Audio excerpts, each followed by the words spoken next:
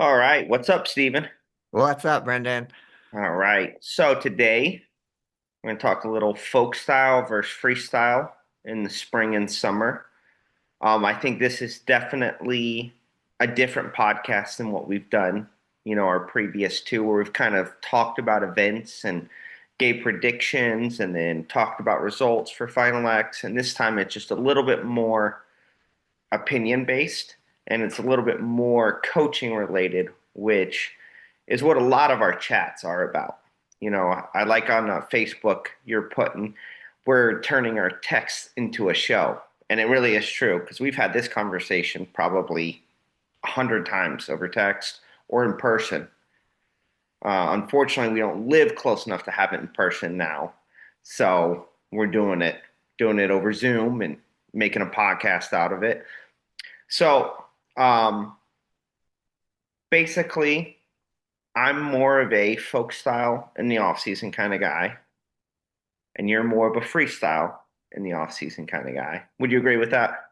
Yeah, I would. And I was just gonna say before we kind of like talk about our opinions, it's like the other way this show is different is now we're drawing off of like our experience, right? Yeah. Like we're wrestling fans. We watch Final X because we love wrestling. But we're gonna this conversation today, we're gonna reference like our colleagues, our peers, our friends, and our own experience and why we kind of do these things a little differently. But yeah, I'm definitely more on the freestyle side than you are, for sure. Yeah, absolutely. And I would say my opinion on it has kind of changed throughout my coaching career. I would say I used to be like, oh, we need to do freestyle. You have to do freestyle. Then I would say I went to freestyle's dumb. Let's just do folk style. And now I would say it's certainly more nuanced. And when we get more into talking about it, I'll talk about that. But yeah, all right. So just give everybody your opinion, kind of what you think and why. Um, go for it. Yeah, so and I'll say like there are a lot of coaches I think do a good job that are not in the same place as me here. But I don't think that I'm in the minority with the elite coaches of my freestyle opinions. So I think saying you want your whole room, your whole high school room, your whole youth club room to commit to freestyle from about March to July before you get into like your preseason stuff before the winter season is kind of where I sit. And I would say that's kind of what we're talking about. Is not if an elite kid should go to Fargo, it's what do you do with your whole room? Because that's where the real question is, right? Yeah. Is what do you do with the kid that's trying to be a varsity starter or the youth kid that's not old enough to go to some of the USA Wrestling freestyle events? And so I would say, like, expose them to freestyle early, commit to freestyle, make it a thing that parents and kids know, like, you prioritize in your room early on. And I would say, um, the simple reason is we know this is what the best kids are doing. And we know this is what the best kids are doing when they're older, like when they go out to Fargo, when they compete in the US Open.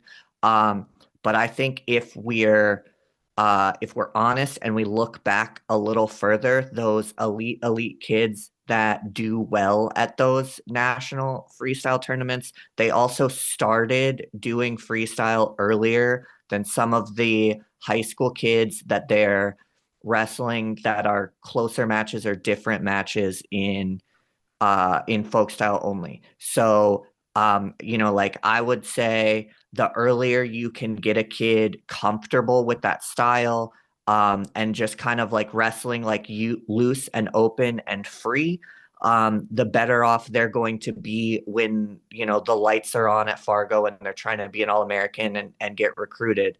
But I would also say the skills of freestyle and folk style are so similar that that kid that never goes to Fargo, you're not wasting their time, right?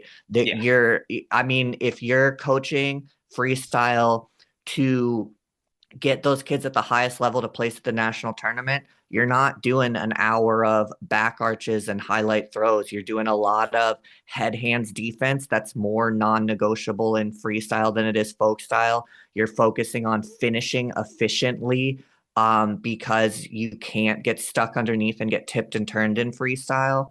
And so when you take that kind of like fringe JV varsity high school kid and show him those things, he wrestles a style that in folk style makes him harder to get in on, easier to avoid scrambles in his finishes. And so it's like I feel like you get the whole room better. And then when you have that couple of kids that they need to go out to Fargo or go out to Las Vegas and make noise, they're prepared to do it because it's not a style they're unfamiliar with when the time comes. Yeah, absolutely.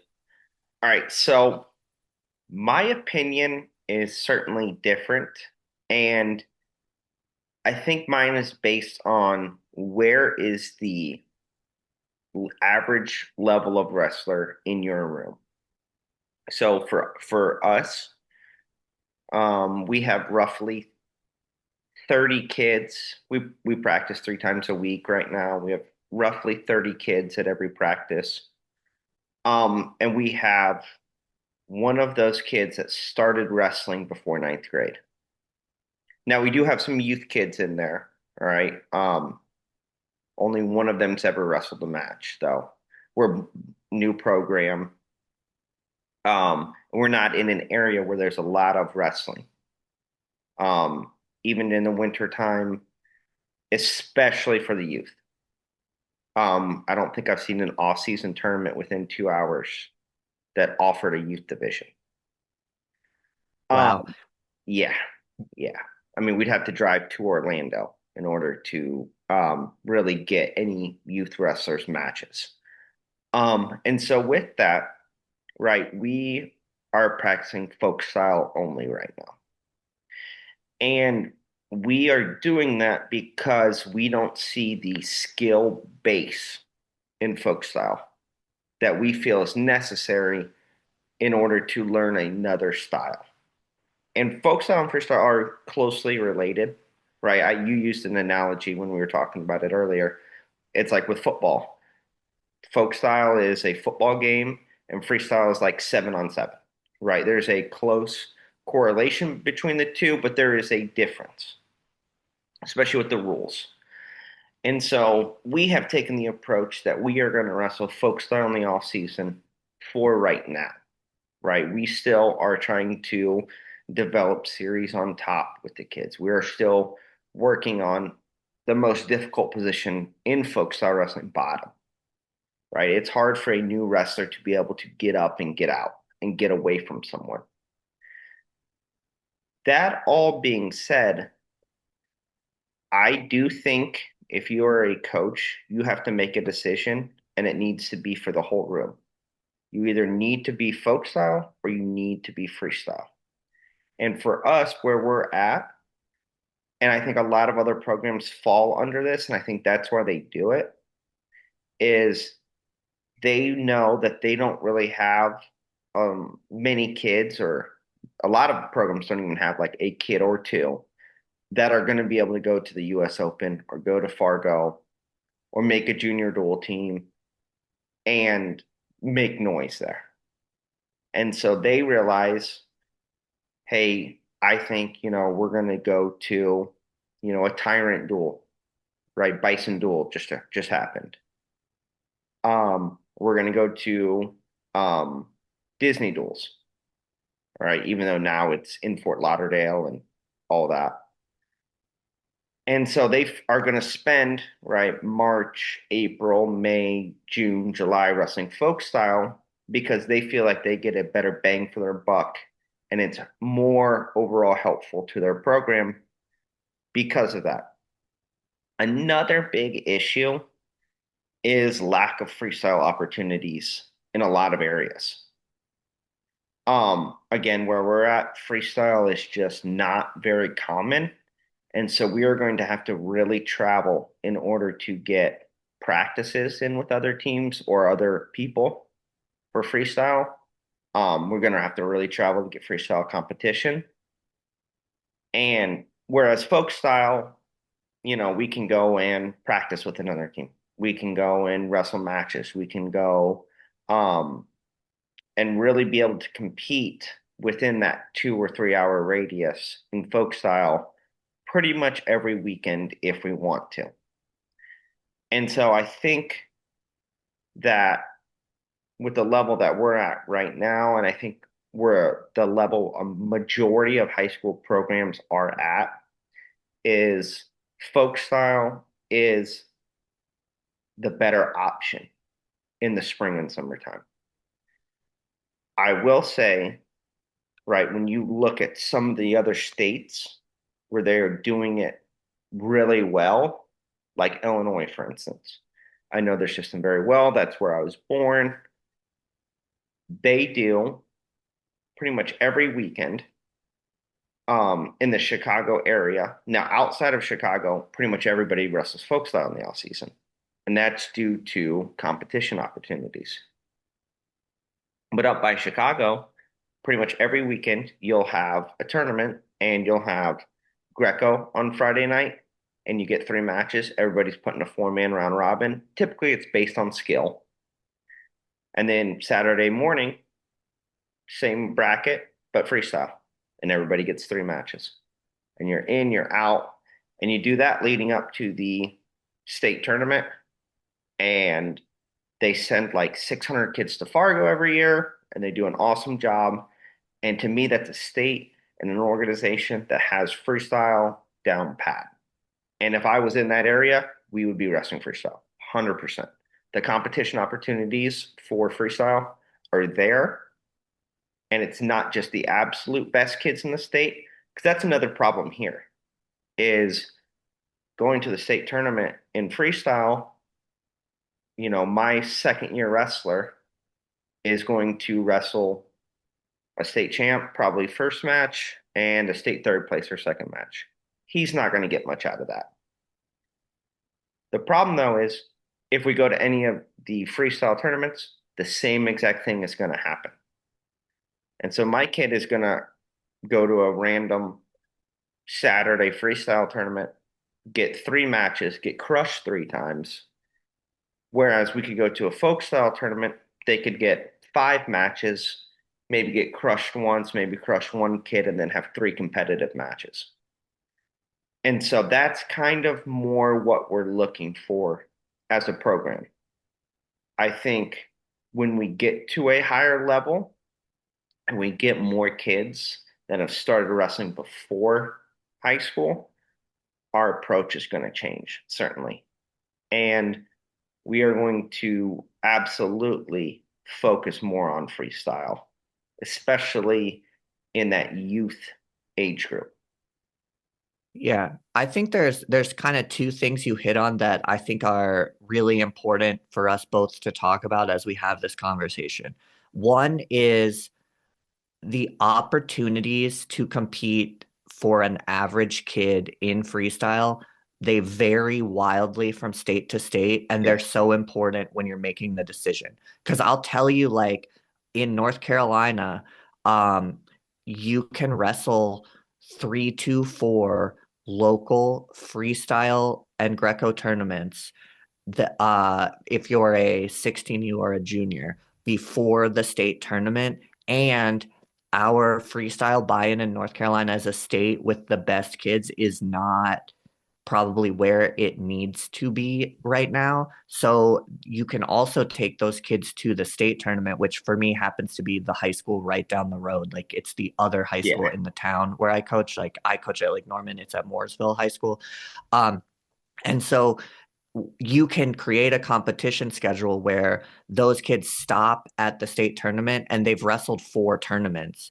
And then when you've got some of your room or less of your room going to a Southeast regional that happens later, a 16U dual that happens later, or Fargo that happens later, those kids have at least competed, found out what freestyle is about, and they're fine continuing to train freestyle so that your handful of elite kids can wrestle. And I actually was going to talk about John Fossey is the Impact Wrestling coach in Virginia. He runs a club that does a really, really good job with this, where he caps his room so he can give about 20 kids the attention he thinks they deserve when he's by himself.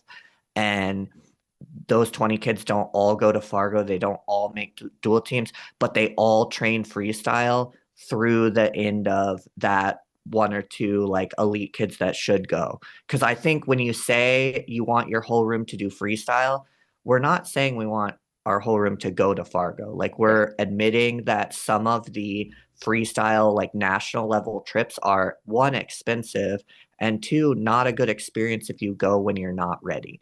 Um, so, like I would say like the competition available helps make that decision. But I think there are coaches that do a really good job of getting the room to buy into it, and then do a good job of pushing them to the competitions they're ready for. I also think that's going to get easier with RAF because when you have like your average kid that can like watch freestyle wrestling, and it's kind of like I don't want to say like more popular, but more accessible to like RAF. You don't have to be on the world ladder to be on that card, right? Like there are UFC fighters, there are like influencers. It's pulling from like a bigger pool of human beings than like Final X or the USA Wrestling World Team Trials is, right? There are objectively like more people. You don't have to get quite as good to be on a RAF card as you do to wrestle at World Team Trials. And so I think as we hopefully get to watch that grow and our kids get um, to watch those things, then maybe they'll like ask you questions, want to know about it, and we'll see. I know RAF has like a partnership with USA Wrestling. Like, wouldn't it be cool if there were local RAF youth tournaments that are freestyle, So, and more opportunities? real quick, I just saw Raph is doing a youth freestyle tournament in Cleveland, I think this weekend. Yeah, and I assume at the beginning, again, it's hard to make them local and available to like just the kids in the area because there's not as many. But it's like if it grows into the right thing and expands the opportunities, it can be like really, really cool. But the other thing I wanted to talk about from what you said is because you talked about having kids that started in ninth grade, and I'm talking about this from like a youth club. My middle school kids are in with my high school kids at certain times of year, training freestyle together, and some of them are trying to make a 14U dual team or place at Southeast Regionals, and they're not even old enough to go to Fargo yet. A handful of them can go to that Cedar Rapids tournament, the folk freestyle nationals. Right. But there is this like there is this for sure like real thing as a high school coach where if you get a kid that starts in ninth grade, you have a finite amount of time to Yeah. make that kid as good at wrestling as possible. And if you start a kid when they're 6, you may look at freestyle as like a nice thing to change it up for the kid, make things a little different. He's been wrestling all year, but I think the decision becomes harder when you have kids that you have in your high school room. Because if you can get that first year wrestler to say qualify for the Florida State tournament by their senior year and for committing to freestyle for a couple months, maybe like makes that harder to happen. Like that kid is going to have a better experience with wrestling as a sport if he starts as a ninth grader and accomplishes like some sort of meaningful goal that maybe didn't look attainable when he got to your room as a ninth grader. And I think that's kind of like that's the real like conversation is I think that what I'm doing is making the kids in my rooms better at wrestling and it's the best thing for them. But there are a lot of coaches that choose the other way because of kids like that. Yep. And like if you're like whether you love freestyle like me or you aren't a big fan at all or you are somewhere in the middle, we really do want those decisions to come from the kids in our room and what's best for those kids. And I think as much as I love freestyle, the competition opportunities in your state and the kids in your room can make that that decision like different if you're really looking for the kid's best interest. And I would say like I would lean more towards what you're doing with your kind of kid, even though I don't think that's necessarily what makes sense in my situation where freestyle buy-in is honestly like so poor in some parts of the state that you can get that kind of middle of the road tournament for a high school kid really easily. And I was going to say, I mean, I think that's ultimately, and that's why I think this is a good conversation for us to have, is because ultimately, right, we are trying to do what's best for our kids. And I think that's why I think you can't be on one side or the other. Is you can't be all the way over here and say it's freestyle or nothing. And you can't be on this side over here and say if our goal is just to win a state title. And so we're just going to do folk style. It really has to fall somewhere in the middle. Is you have to figure out what is best for your room, what's best for your kids in your program ultimately. Because, I said, hey, we've got all but one kid that started as a freshman. In 5 years, that's going to be a very different. It's going to be a very different program. We have a youth club. We're running camps. We are really actively trying to get kids wrestling. And when we have 70 kids in our kids club, and we have 25 of them that want to wrestle in the spring, we're probably going to work some freestyle with them, right? And we are going to focus on getting them to the point where they can make a 14U dual team, or they can go to U15 and compete, or they can go to youth freestyle nationals in Iowa. That's going to be a priority, and so I think that this is a conversation, and I think we both expressed it, where you can't talk in absolutes. Yeah, Yeah, I wanna ask you a question, and I'm gonna say the question comes from my experience before North Carolina, where if you have a team that has a lot of kids like you have, but you have a few kids that want to do freestyle, um, do you worry if you don't make the switch to freestyle soon enough that you will lose kids from your room to clubs that are doing freestyle? And I don't mean like they transfer schools, but like say these 3 months we're talking about, March, April, May, June, July, 5 months, I can't count.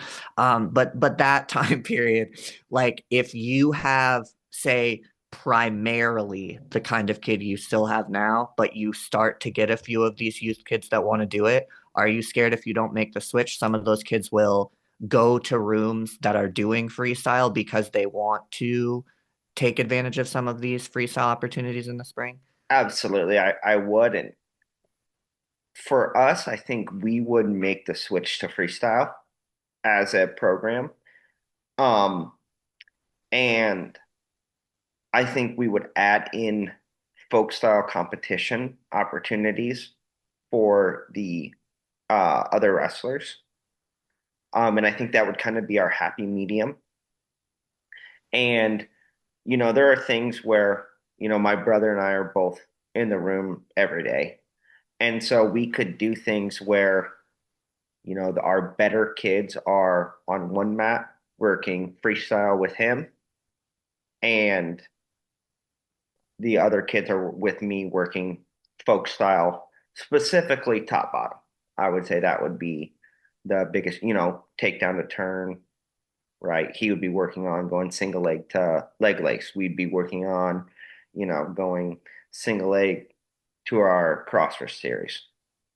And so I think that is something that we will absolutely do.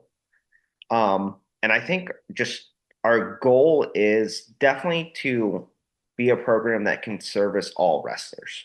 I think when you look at the best programs in the country that really have a developmental approach, I talked to Troy Tirapelli about this at Buchanan, and his opinion I can tell has definitely changed. I emailed him about some of his summer stuff 4 years ago, and he said yeah, we don't do freestyle, because we think that our focus is on developing everyone in our program.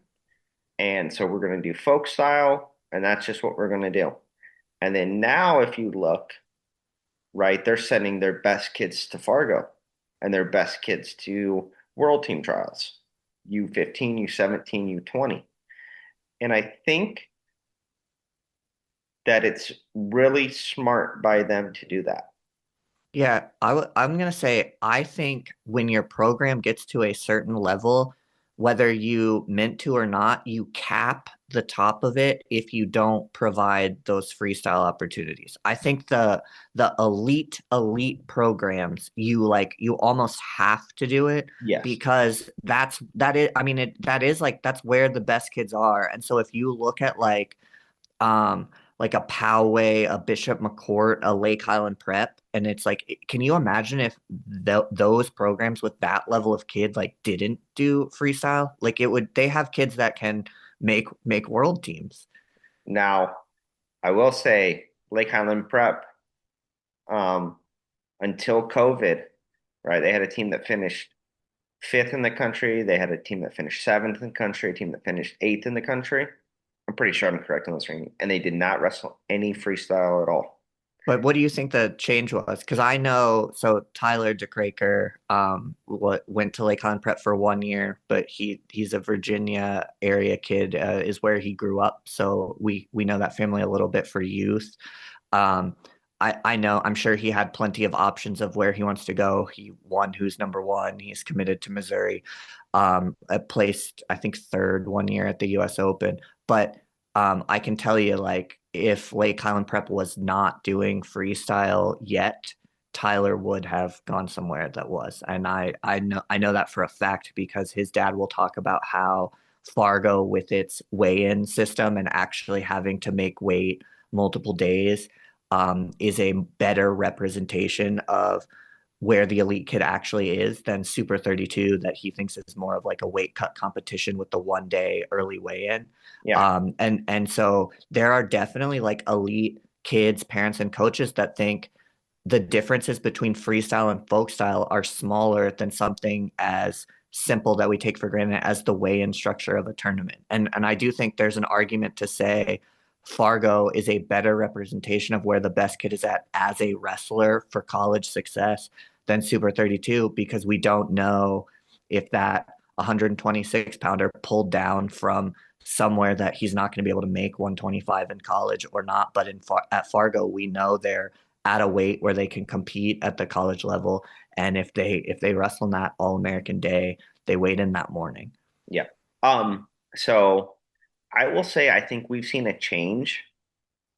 I mean, I remember being in high school and pretty much everybody went to Fargo. U U20, U17, U15 didn't exist at the time. Nobody really went to kids nationals. Everybody pretty much did Fargo. And then I saw a push away from it. I saw like at Disney Duels, for instance, you would see, multiple teams coming down that are stacked with nationally ranked kids. I mean, Young Guns took a team 1 year that had Spencer Lee, Jason Nolf, Michael Kemmerer, I mean Caleb Young, Vincenzo Joseph. I mean, just literally just nothing but All Americans and national champs in college. And now they don't do that. Now they just focus on freestyle. And so I think we see these ebbs and flows in in freestyle participation in the springtime. And I think right now we are seeing one of the highest participations of our really good kids in the country in freestyle. Well, And so yeah, I think as a result of that, I think if you are an elite kid in an elite program, you're wrestling freestyle this time of year, 100%. And you should yeah. be. And you should be, um, but yeah, I think we've seen a lot of programs make a switch to freestyle, specifically because the competition availability in folk style for your elite kids in the spring and summer. has really gone away. And Well, and so, I was gonna say I do think that some of that shift is these elite kids, like their early goals are like they want to make a cadet world team yeah, or they want to make an age group world team. And I was gonna say um if instead of talking about Fargo as the culminating thing or the expensive trips with the state association, it's like, I mean, it's if you can plan the trip well as a club, like your kids to Vegas, like when they're ready in those off year windows. Because I have like I've been around kids that place at that U.S. Open. I'm going to use Carter Shin as an example. He's committed to wrestle at Harvard. He's a Virginia high school kid, but he got to wrestle for Team USA at Pan Am's because he won. I believe he was a runner-up for U15 in Greco and then placed seventh in freestyle. And U15 is where it's a point system and we take like one representative. So like Hayden Schwab beat him in the Greco finals. But Hayden did not place in the freestyle bracket and Carter did, and Carter, like with the combination of points, was the one that got to go wrestle in both styles. Um, so, this is when we're talking about like when you can take a kid to Vegas, like this is absolutely like a Division 1 wrestler. Like he's going to wrestle at Harvard, but it's also like this is not a Bo Bassett has a single digit usually won national ranking by his name kid either. And I think when Carter looks back at his entire wrestling career, like I hope he has an awesome experience at Harvard as well. But I would imagine getting official Team USA gear to wrestle at Pan Am's is going to be one of the cooler things he's gotten to do, like, period. And while a Bo Bassett, Jax Forrest is going to maybe do that at the senior level and, not remember the cadet team as fondly. I think that some of those opportunities are there for that like fringe D1 kid too. Like there are good freestyle opportunities, and you don't have to get nationally ranked, single digit ranked good to take advantage of them. And then the other thing is there have been kids that have gone out to Vegas that I have thought like, oh, I don't know if this kid should go yet, and I've watched him go 2-2, 4-2, and not place.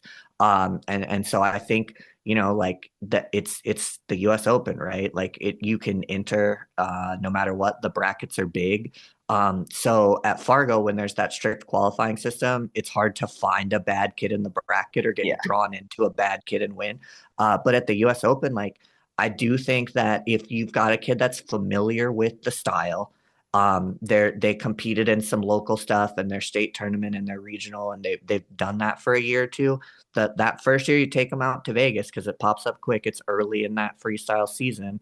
They can, even if they don't place, they can like get a meaningful experience out of it. And I think that it can also be a more affordable trip than some of these USA Wrestling National Duels or USA Wrestling Championships in Fargo.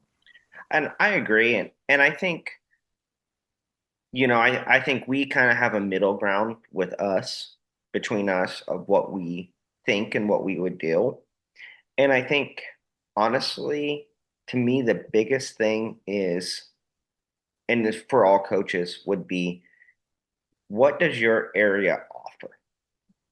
And I think that really should, if you're not an elite program, if you are not constantly winning state titles, if you are not popping up in intermats rankings, if you don't have, multiple Division 1 kids on your team, I think if you have that, right, keep doing what you're doing, right? Obviously, it's working, right? Whether that's folk style or freestyle, whatever, you know, and most of them are doing freestyle, but there are some that are primarily folk style. But I think, it really depends on your area, right? If, like, for instance, Atlanta, you know, is right now at kind of a wrestling hotbed, especially in the South. I think a lot of your best wrestling is going on there. They wrestle a lot of freestyle. Now, they tend to stop once the summertime hits, once June hits, and that's due to their state association rules and stuff like that. Because now the high school programs can work with their kids again, And so we start to see them wrestling a lot more folk style in June and July, but their absolute best kids are almost all wrestling freestyle. And that's kind of, I think, really what's going to be the deciding factor. Again, for us, we don't really have the freestyle opportunities nearby. And so I think until we really get good kids, um, high state placers, kids that are doing very well, um, we are going to have to focus on folk style just because the lack of competition and training opportunities in freestyle for us. But again, I mean, if you're in North Carolina, like you said, where a lot of your average high school wrestler can go to a local freestyle tournament, that's 30 minutes away and get four matches that are good for them, whereas there aren't really that folk style opportunities, you should be wrestling freestyle then. Yeah, and I would say in North Carolina there's both, but it's not hard to like commit your room to either one. It No. is a true decision. I was gonna ask you, because I have some thoughts on this too. So now it's like we've talked about what we both think, kind of like why there is a middle or why we're both making some points. But it's like if you could wave a magic wand and adjust the wrestling landscape at this time of year, like what would you do to make what you want to do easier? And I'll go first, like so Okay. that you kind of know what I'm talking about. Yeah. Um, but like I guess your magic wand can change as many things as you want. But I'm gonna say like in my state, the high school opportunities are actually pretty good, right? Like the 16U and junior opportunities are pretty good. Like locally, you can build up to regional and states if you're not ready for a Vegas or a junior duels trip or a Fargo trip. Um, but a lot of these same local tournaments that I go to, the middle school ages that they have are still folk style or they're like modified freestyle. And so, like, if I could wave a wand, I mean, 14U goes on a national trip, Yeah. and I have 14U kids that when I'm trying to find them these local tournaments, they don't exist yet until like states and the regional, and we need things before it. So it's like my magic wand would be like you can't wrestle folk style in the spring or in the summer. Like it's not there. It's not USA Wrestling does freestyle and Tyrant still does folk style. It's all of these organizations when they run tournaments from March to July, they're freestyle tournaments, and then I can pick the tournaments where my kids are at, but they get familiar with both styles. Because I do think that there's something to taking a year-round kid, regardless of age, and making things a little different to keep it fresh. Um, and I don't want to have to teach a kid freestyle in the spring because it's what the high school kids are doing. And then when he goes to the same tournament, Brendan, when he goes to the same tournament, his rules are different because he's not 15 years old yet. I think that's too late um, compared to some other states that are more competitive nationally to get your freestyle feet wet locally, so to speak. Yeah. So here would be mine is I talked about Illinois and I talked about how they do Greco Friday night and they do freestyle Saturday morning. And these are for their developmental tournaments. For me, for my area, what in my perfect world is we would have Friday night would be folk style, Saturday morning would be freestyle, and you have to sign up for both. And so to me, um, my kids would get, especially this is for like developmental. This is not for your Bo Bassett. This isn't for your Tyler DeCraker. This isn't for those elite level kids. This is for your average high school kid. It would be double the matches that they're getting right now, which we know mat time is extremely important for developing skills, especially for newer to above average kids. So I would say that. Plus, they would get an introduction to freestyle especially, I think, definitely at the middle school age. I agree with you there. I think you start to see a lot of your really good wrestlers, especially youth wrestlers, start to really hammer freestyle once they hit the middle school age because they're preparing for trying to make a U15 team, trying to do very well at 14U duels. Yeah, well, I would almost be fine with elementary being Oh, takedowns. Who cares what the style is? Like, just the ref puts them back up yes, the whole time. Because when I go to those like little kid takedown tournaments, I just feel like they get so much more wrestling yes, than when they're rolling around on the mat on top of each other without a reset. But yeah, I want structured freestyle opportunities, yep, kind of like the same time I want structured folk style opportunities for that same age of kid, like late elementary, early middle school. yep. And then I just want them at different times of year. So for me, in my perfect world, that would kind of be what we have, and we have five of them locally in the springtime, and we have three of them in the summer. And I know I can take my best kid, or I could take my maybe not worst kid, but maybe fifth worst kid, and we could go to that tournament, and they could get good quality matches in both styles.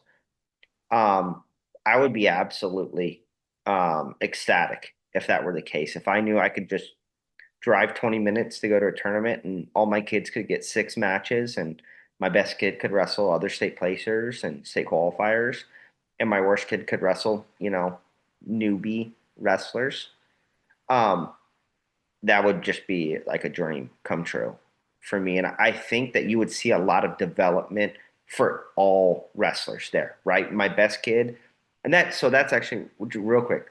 That's something I have like a big issue with off-season wrestling, especially in my area. Um, it's pretty much only our good kids that go to these off-season tournaments, whether it's folk style or freestyle. Folk style, there's more variants. I will say that you'll see more new wrestlers at these tournaments, and that's kind of why we do it. Is we know my kid, hey, he's got a chance if he's not a state place or state qualifier to get good matches. I would like to see that change where everybody can go and we separate brackets based on skill level. So that way, right, if you are in a good area, it's worth it for your best kids to show up Saturday morning for the freestyle portion, for them to get three matches, and your kid that was a state runner up this year, he gets to wrestle state champ, a state fifth, and um, a runner up from the weight class below him. That is absolutely worth his time, and it's in freestyle, and that will actually help him get prepared for your state tournament, for your regional tournaments, and for your duels in Fargo and U.S. Open and all of that. So I have a thought about how our perfect worlds are different, and I think it kind of talks about another place where we have a little bit different opinion. So in my perfect world, you can't wrestle. To get mat time, it has to be freestyle for 5 months, and to get mat time, it has to be folk style for the rest of it, like it already is. I think I'm a big fan of that hard switch from style to style Yeah, and earlier than I think a lot of other coaches are. Like, and by earlier I mean the wrestler doesn't have to be as good yet. I think I'm a fan of learn this style, commit to it for 5 months, go to the freestyle tournaments that you are ready for. And it's like if you miss a local tournament or if you miss an NHSCA duels or a whatever Disney duels is called now, AAU Scholastic duels in Fort yeah, Lauderdale, if you miss something like that, um, it's okay because you're gonna have so many opportunities to get folk style matches in the winter. And I think like I don't I know mat time is important too. But I want structured seasons where you're getting a certain type of mat time each year or each season, regardless of age. And I think that would be a really cool thing in the United States, like period, if little kids were getting folk style for 5 months, freestyle or for 5 months, and then I think that even lets you do things like have the girls' scholastic season be in the spring and the boys' scholastic season be in the winter, and the girls can do club folk style in the winter and the boys can do club freestyle in the spring. Yeah. Like I'm a big fan of that separation, and I'd almost like a system that forces everyone to make those hard switches and learn both styles, compete in both styles at a place they're ready for, which I admit doesn't exist for younger kids or newer high school wrestlers right now. Yeah. But I do think that's another place where we're different is a kid like a Carter Shin, like a Peyton Allier from Skyline who placed at the U.S. Open this year, but has made that hard switch for 2 or 3 years in a row now. Those are kids that I think they're at a level where it's a real decision, and they could benefit from that time at some of these spring folk style tournaments we're talking about. And I would recommend that hard switch. Let's see what we can really do at Fargo. Let's see what we can really do at Vegas. I think you not trying to speak for you. I'll let you talk in a minute, but I think you would say um, almost like mat time is mat time. You're not a finished product, and if we can get better at wrestling at this folk style thing and this freestyle thing, why not do that? So actually, I would say up until a certain level, right? And I would say both of those kids, having seen them both wrestle, are past that level.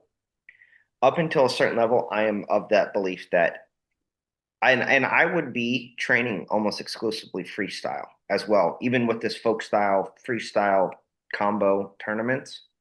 I would be training freestyle through that. Okay. Okay. Um, and because my kids they know the rules of folk style, et cetera, this essentially would be just mat time for folk style.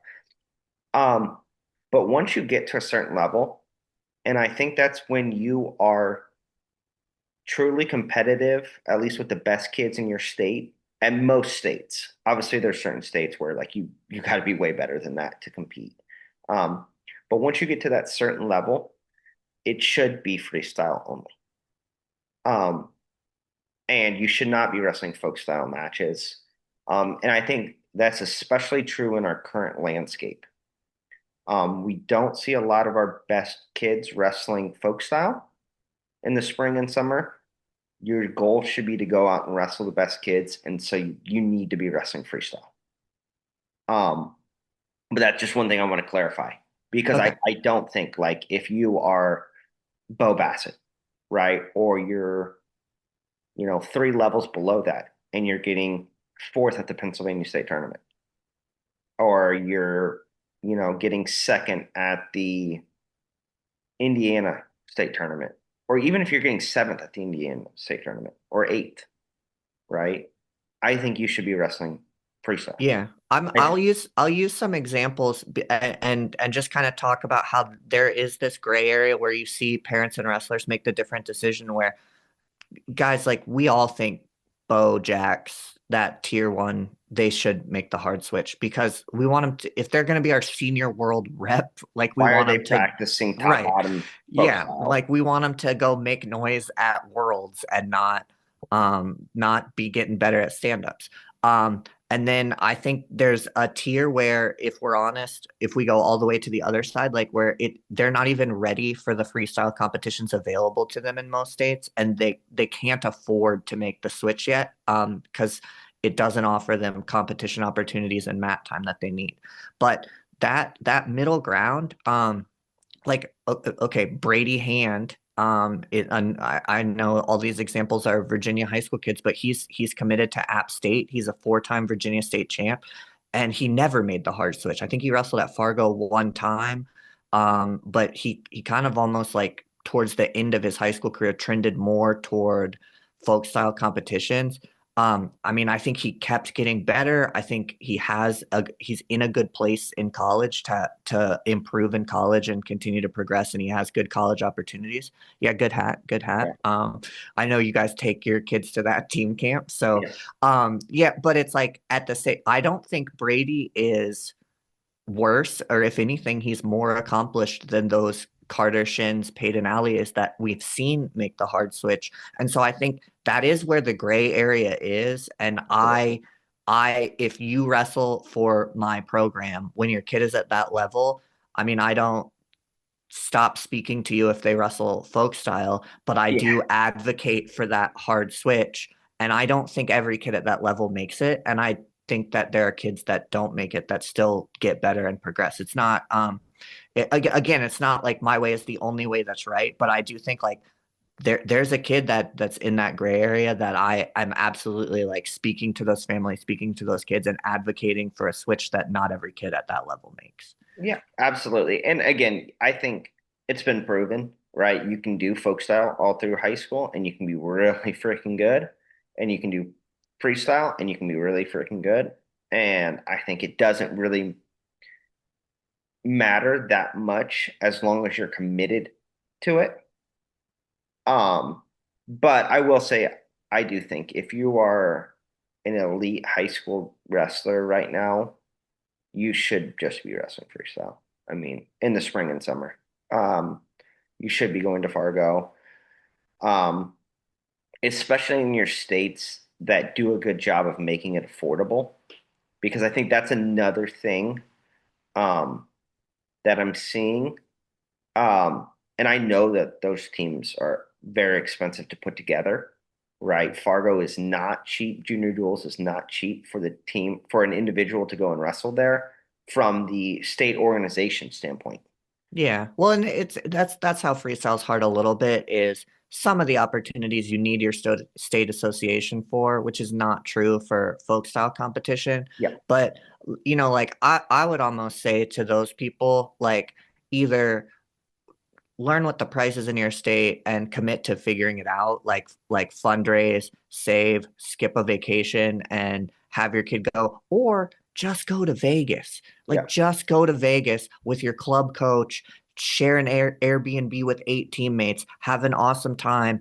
And I don't care where you live, there's cheap flights to Vegas because it's Vegas. That's how it works. And I think that's part of why those junior duels trips and cadet duels trips and Fargo are expensive is man, like it's kind of a pain to get to Fargo. It's Vegas Oh, is yeah. pretty easy to get to from your airport. Now, one thing I will say, I'm going to use Illinois again, and they take an army every year of people. They do. And the reason why they do it is because they make it affordable for the kids.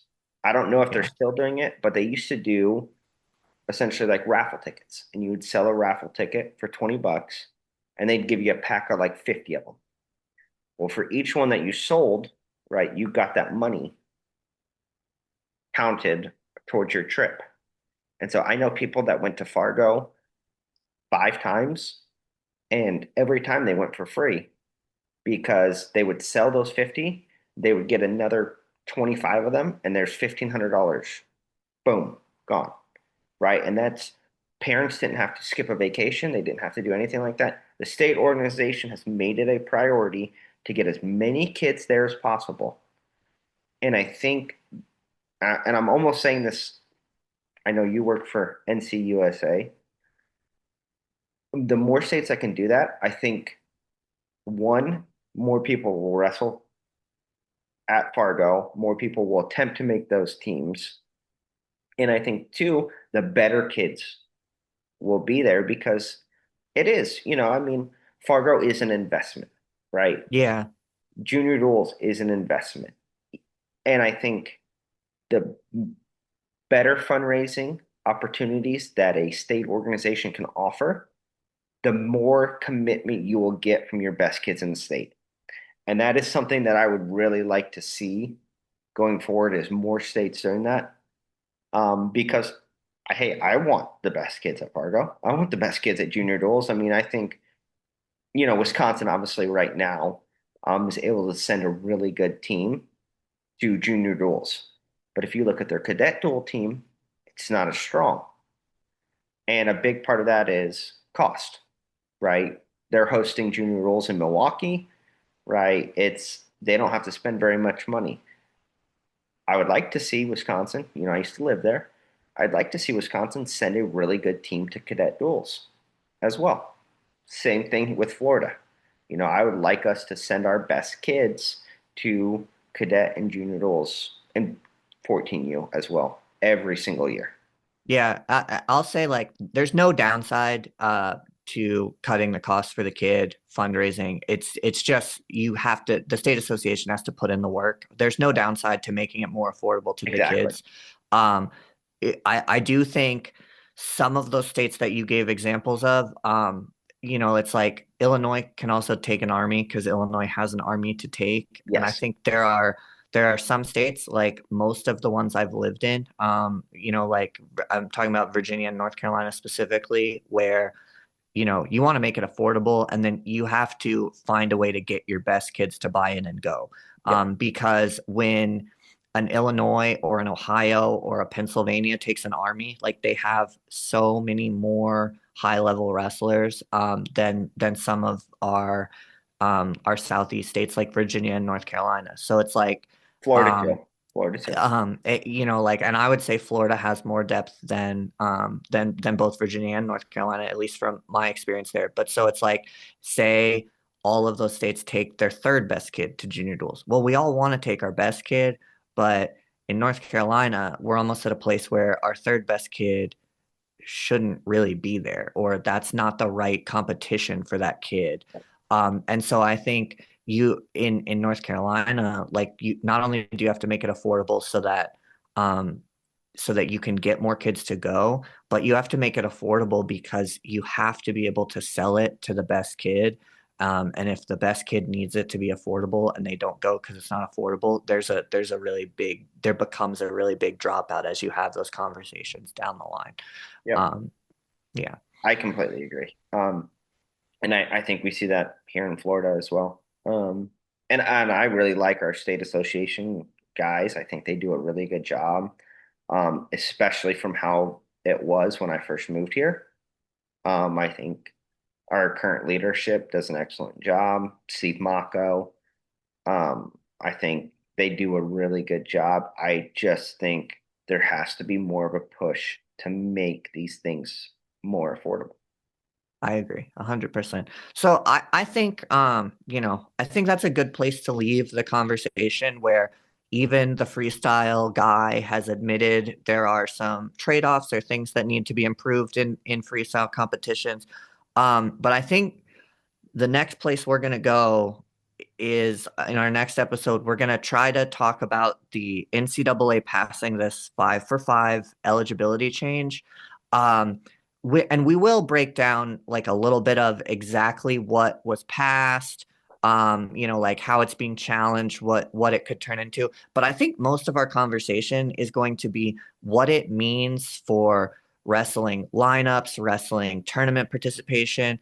Um, wrestling recruiting. And I think like this is an interesting conversation to have because if we're honest about why 5-for-5 passed, like we can say as wrestling fans, like, well, now Younger Bastida can't be this age and wrestle, or now, AJ Ferrari can't use these medical red shirts. But our sport did not create this change, right? Yeah. Like this is NCAA basketball having guys that played professionally overseas coming back and playing against 19-year-olds when they already have professional experience.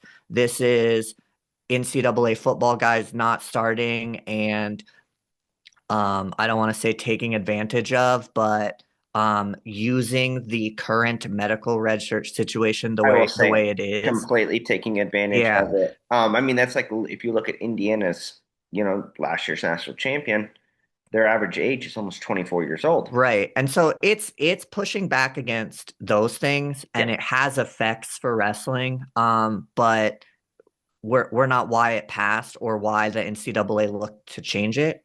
We're in a world kind of like your high school state association where decisions are made for football and basketball revenue. And then you're kind of left to deal with the impact. And so I think we're not going to talk a ton about whether we think the rule should have passed or not, because we know the NCAA doesn't care what wrestling people think about exactly. the rule. But we do want to talk about how it's going to impact our sport and Yeah, how coaches are going to have to adjust, how athletes are going to have to adjust, how recruits are going to have to adjust, how, holding your kid back in high school can be a different decision now. yeah. And we'll talk about all those things as it relates to wrestling on our next episode. And that's what I was going to say is I think that It's actually, we purposely wanted to wait a week. We talked this week about, oh, should we do it this week? And we want, because more details are going to come out in the next week. I didn't want to just jump on and like give my opinion and then all of a sudden like some new detail comes out and I look like an idiot talking about it. So for sure, I can't wait to see. I'm sure a bunch more is going to come out this week, and I can't wait to see what they have to say because it's going to really impact wrestling. We didn't want, not necessarily that we didn't want it to happen. We didn't have a say in it happening, Right. um, but it's going to really impact wrestling. And we're going to talk about, kind of how it's going to impact wrestling and really who it's going to impact wrestling in the near future. And it Yeah. possibly in a negative, but also a positive way. Because I do think that there's going to be quite a bit of positive things that come out of it. Yeah, well, and I'm just gonna say it's gonna be different, right? And we're gonna try to talk about how it's gonna be different, and that, depending on who you root for or the kind of program you have, it might be a positive change, it might be a negative change, but it's gonna be a change. Yeah. And that's kind of what we want to get into. All right, Bird. Oh, I guess right, ankle bands off. Don't throw your headgear, but if you're wearing it, you can take it off now. Shake hands. We'll talk about 5 for 5 next week. Adios.